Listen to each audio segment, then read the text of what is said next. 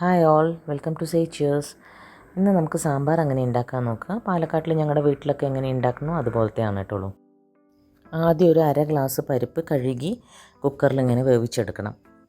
ഒരു പാൻ ചൂടാക്കിയിട്ട് അതിൽ 1 ടേബിൾ സ്പൂൺ വെളിച്ചെണ്ണയോ കടലെണ്ണയോ നല്ലെണ്ണയോ എന്ത് വേണമെങ്കിലും ഒഴിച്ചു കൊടുക്കാം. ഞാൻ കടലെണ്ണയാണ് എടുത്തിരിക്കുന്നത്. എണ്ണ ചൂടാകുമ്പോൾ അതിലേക്ക് ചെറിയ 2 കഷ്ണം കായം ഇട്ട് കൊടുക്കണം. കായം ഒന്ന് എണ്ണയിലൊന്ന് ഇങ്ങനെ പൊങ്ങി വരും പോലെ അങ്ങനെ മൂത്ത് വരും. ഒരു കയ്യിൽ ഉപയോഗിച്ചിട്ട് അതിനെ ഒന്ന് തിരിച്ചും മറിച്ചിട്ട് കൊടുത്താൽ അത് എണ്ണയിലൊന്ന് ഫ്രൈ ആയി കിട്ടും. നന്നായി ഫ്രൈ ആയാലേ അത് അരയ്ക്കാൻ എളുപ്പം ഉണ്ടാവുള്ളൂ.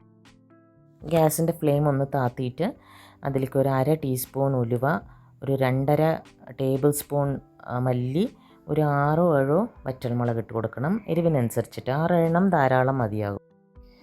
ഉലുവയുടെയും വറ്റൽമുളകിൻ്റെയും കളർ ചെറുതായിട്ടൊന്ന് മാറണ വരെ ചെറിയ തീയിലതിനെ വറുത്തിട്ട് കുറച്ച് കറിവേപ്പിൻ്റെ ഇല ചേർത്ത് കൊടുത്ത് ഒന്ന് ഇളക്കി കൊടുക്കണം. എന്നിട്ട് അതിലേക്ക് ഒരു 6 ടേബിൾ സ്പൂൺ ചിരകിയ തേങ്ങ ചേർത്ത് കൊടുക്കണം. ചെറിയ തീയിൽ തന്നെ ഒരു 2 മിനിറ്റ് ഈ തേങ്ങ ഒന്ന് വറുത്തെടുക്കണം. നമ്മുടെ സൗകര്യം പോലെ തീ നമുക്ക് കൂട്ടും കുറയ്ക്കുകയും ചെയ്യാട്ടുള്ളൂ. പക്ഷേ ഈ ചെറിയ തീയിൽ വെക്കുമ്പോൾ ഈ മല്ലിയും മുളകും ഒന്നും കരിയാതെ ഇരിക്കും, നാളികേരവും ഒന്നും കരിയാതെ ഇരിക്കും. ഇതെല്ലാം നമുക്ക് കൈ വിടാതെ അങ്ങോട്ട് ഇളക്കി കൊടുത്താൽ, ചെറിയ തീയിൽ വെച്ച് ഇളക്കി കൊടുത്താൽ ഇത് കരിയാതെ പാകത്തിനുള്ള വറവായിട്ടുണ്ടാവും. ഒരു സൈഡിൽ ഒരു നെല്ലിക്ക വലിപ്പത്തിലുള്ള പുളി വെള്ളത്തിലിട്ട് വെക്കണം നമുക്ക് കുതിരാനായിട്ട്. പരിപ്പൊക്കെ വെന്ത് അതിൻ്റെ പ്രഷറൊക്കെ റിലീസായ ശേഷം ആ കുക്കറിനെ തുറന്ന് നമ്മൾ ഈ പരിപ്പ് വെളിയിലെടുക്കുമ്പോൾ അതിലത്തെ വെള്ളത്തിനെ കുക്കറിൽ തന്നെ ഒഴിച്ചിട്ട് ആ വെള്ളത്തിൽ നമ്മൾ മത്തങ്ങ കഷ്ണം വേവിക്കാനിടാം. ഞാനിന്ന് മത്തങ്ങയും മുരിങ്ങക്കായും തക്കാളിയും ഉപയോഗിച്ചിട്ടാണ് സാമ്പാർ ഉണ്ടാക്കുന്നിട്ടുള്ളൂ. ഈ മത്തൻ കഷ്ണമൊക്കെ വേവുമ്പോഴേക്കും അപ്പുറത്തെ സൈഡിൽ നമ്മൾ മല്ലിയും മുളകും ഒക്കെ വറുക്കാനുള്ളതൊക്കെ വറുത്ത് അതൊന്ന് ആറിയ ശേഷം നല്ല ഫൈൻ പേസ്റ്റായിട്ട് അരച്ചെടുക്കണം. മത്തൻ കഷ്ണങ്ങളൊക്കെ ഒന്ന് വെന്ത ശേഷം നമ്മൾക്ക് അതിൽ ഒരു വലിയ തക്കാളി ചെറിയ കഷ്ണമായിട്ട് മുറിച്ചിടാം. ഇനി അതിൽ 1/2 ടീസ്പൂൺ മഞ്ഞൾപ്പൊടിയും പിന്നെ ആ പുളി നമ്മൾ വെള്ളത്തിലിട്ട് വെച്ചിട്ടുണ്ടല്ലോ അതൊന്ന് നന്നായി പിഴിഞ്ഞ് അരിച്ചെടുത്ത് ഒഴിച്ചു കൊടുക്കണം. ഇനി കയ്യിലുകൊണ്ട് നന്നായിട്ടൊന്ന് ഇളക്കി കൊടുത്ത് അതിനെ ഒന്ന് തിളപ്പിച്ചെടുക്കണം. ഇപ്പം നമുക്ക് ആവശ്യത്തിനുള്ള ഉപ്പ് ഇട്ട് കൊടുക്കാം. ഇനി നമ്മൾ ഇതിലേക്ക് കഴുകി മുറിച്ച് വെച്ചിരിക്കുന്ന മുരിങ്ങക്കായ ചേർത്ത് കൊടുക്കണം. എന്നിട്ട് നമ്മൾ അരച്ച് വെച്ചിരിക്കുന്ന തേങ്ങയും മല്ലിയും മുളകും ഒക്കെ ഉണ്ടല്ലോ അത് ഇതിൽ ചേർത്ത് കൊടുക്കണം.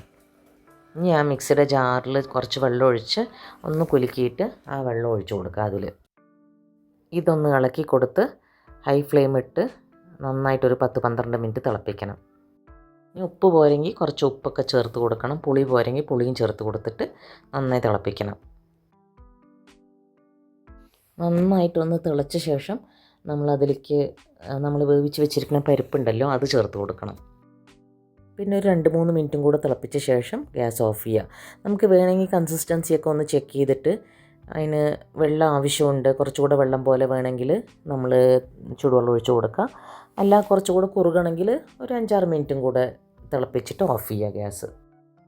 ഇപ്പുറത്തെ അടുപ്പിൽ നമ്മളൊരു തടുക്ക പാൻ ചൂടാക്കിയിട്ട് പാൻ ചൂടാകുമ്പോൾ അതിലേക്ക് 1 ടേബിൾ സ്പൂൺ എണ്ണ ഒഴിച്ച് കൊടുക്കണം. എണ്ണ ചൂടാകുമ്പോൾ അതിൽ 1 ടീസ്പൂൺ കടുകിട്ട് കടുക് പൊട്ടിയ ശേഷം 1 ടീസ്പൂൺ കായപ്പൊടി ഇട്ട് കൊടുത്തിട്ട് അതിനെ നമ്മൾ ഈ സാമ്പാറിലേക്ക് ഒഴിച്ചു കൊടുക്കണം.